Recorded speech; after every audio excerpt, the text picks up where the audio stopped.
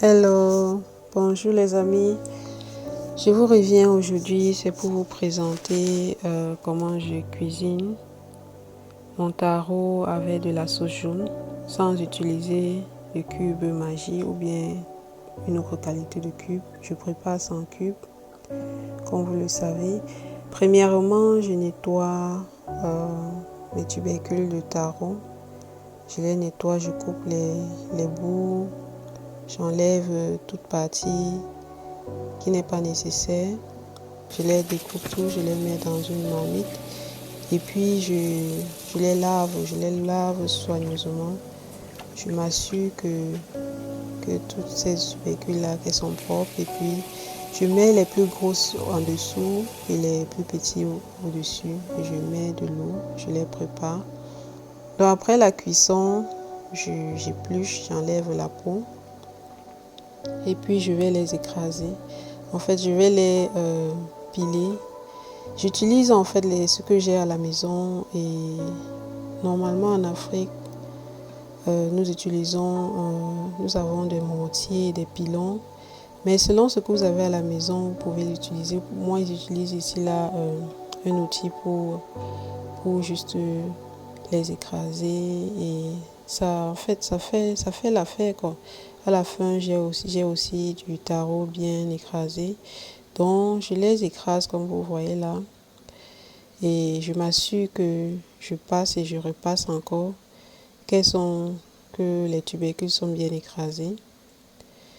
Et oui, je voulais aussi vous présenter le livre si vous avez besoin d'un livre pour savoir comment les cuisiner. Et c'est plus pratique parce que quand vous avez le livre en main, vous pouvez regarder quelles sont les quantités d'ingrédients. Donc le livre est disponible sur Amazon. Je vais mettre le lien en dessous. Et après, en parallèle, pendant que je m'occupais des tubercules, j'étais aussi en train de préparer la viande. Donc vous pouvez utiliser toute viande que vous avez, ce que vous voulez. Et je les boue et je vais extraire du jus de la viande plus tard pour la sauce jaune. Et maintenant, je suis en train de chauffer légèrement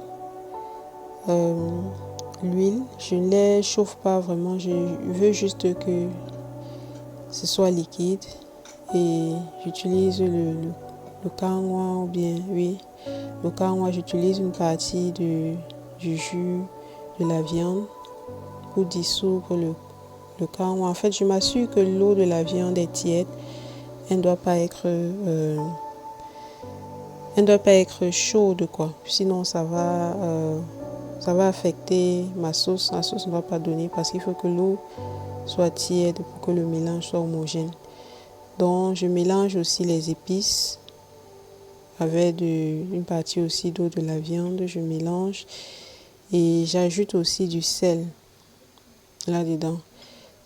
Pendant que je cuisais la viande, j'ai mis du piment. J'ai mis un seul piment parce que je vais manger les enfants. Les enfants n'aiment pas trop chaud. Sinon, normalement, on fait du taro avec beaucoup de piment. Donc, vous pouvez mettre le piment selon votre goût. Vous pouvez mettre assez de piment comme vous voulez.